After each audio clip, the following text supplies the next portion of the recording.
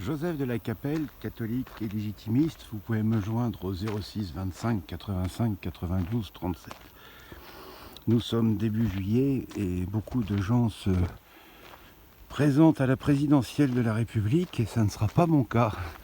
Par contre, je me présente pour être Premier ministre de Monseigneur Louis de Bourbon et donc j'interpelle tous les évêques et archevêques de France et de Navarre, surtout Monseigneur l'archevêque de Reims, de prendre ses responsabilités. Et évidemment, j'aimerais énormément que le prince ne me choisisse pas comme Premier ministre. Mais je me présente comme Premier ministre. Et donc, il y a un certain nombre de choses à faire assez vite en France. Faire une belle lettre avec accusé de réception auprès de la Commission européenne pour qu'on reprenne notre souveraineté. Qu'on reprenne notre souveraineté évidemment au niveau financier, au niveau des banques. Les banques françaises doivent appartenir aux Français. C'est ce qu'avait fait Mitterrand. Il avait nationalisé les banques, mais il ne l'avait pas donné aux Français. Donc il faut nationaliser les banques et tout de suite qu'elles soient privées, c'est-à-dire que les Français dignes de ce nom, c'est-à-dire attachés à la France éternelle, puissent être actionnaires et donc aient aussi un droit de vote. Donc faire le RIC, bien sûr, confier à monsieur Dupont-Aignan qui avait fait un système très bien. Et je crois que c'est important de faire quelque chose de beaucoup plus important que ce que propose le Rassemblement national, c'est-à-dire que tout le monde sur ce site peut proposer des idées et les autres personnes votent.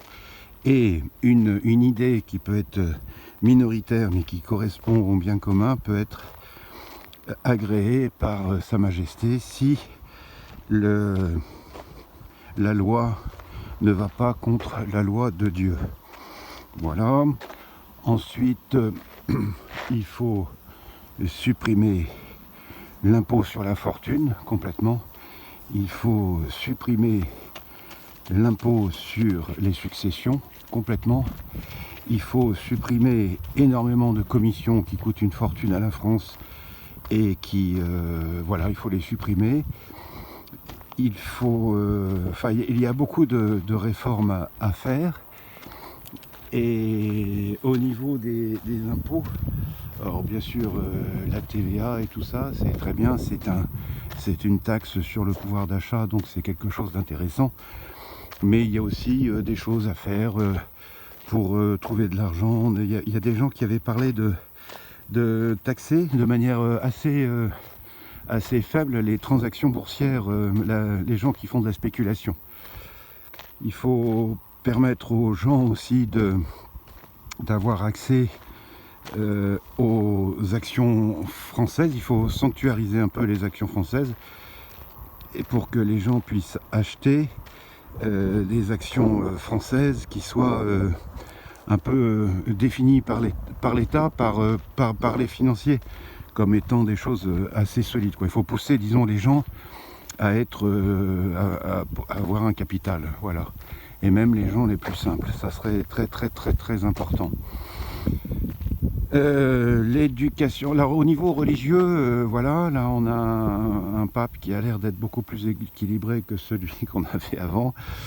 Néanmoins, peut-être faire une sorte de gallicanisme intelligent, ultramontain, rattaché au pape pour permettre, parce qu'en France on manque de prêtres, donc pour permettre aux prêtres normaux de continuer à exercer leur ministère, mais aussi les prêtres Ecclesia Dei, et aussi que les prêtres Fraternité Saint-Pudice puissent avoir des paroisses aussi, ainsi que pourquoi pas les CD vacantistes. Je crois que j'ai fait toutes les chapelles de l'église catholique qui existent aujourd'hui.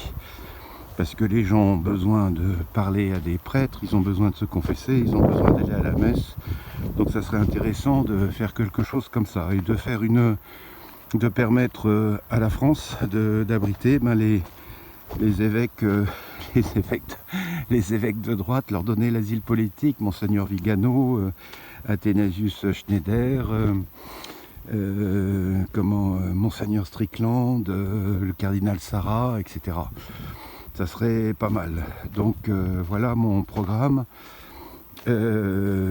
Alors évidemment, les Français dignes de ce nom, c'est-à-dire que permettre aussi à tous les Français qui veulent accéder à certaines fonctions hautes dans l'administration et tout ça, doivent être des gens d'une très grande moralité. Il faut que ce soit des catholiques pratiquants, et s'ils sont convaincus de franc-maçonnerie, il faut qu'ils soient écartés. Et là, à mon avis, on va avoir beaucoup de conversions. Voilà, c'est déjà pas mal, je trouve, si on arrive déjà à faire ça. Et là, à mon avis, au bout de 4 ou 5 mois, je vais peut-être être viré parce qu'il y aura la CGT qui sera pas contente. Voilà moi ce que je propose pour avant 2027 d'ailleurs. Mais donc j'interpelle nos chers évêques pour qu'ils prennent leurs responsabilités, et notre très Saint-Père qui peut m'appeler aussi au 06 25 85 92 37. J'accepte les finances de la Sainte-Russie, bien sûr, de M. Poutine. J'accepte les finances de l'Amérique de Trump, pas de l'État profond. J'accepte les finances, parce que je suis très pauvre.